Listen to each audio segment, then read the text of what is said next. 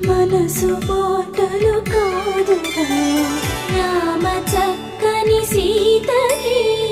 అరచేత గోరింట ఇంత చక్కని చుక్కకి ఇంక ఎవరో మొగుడంట రామ చక్కని సీతకి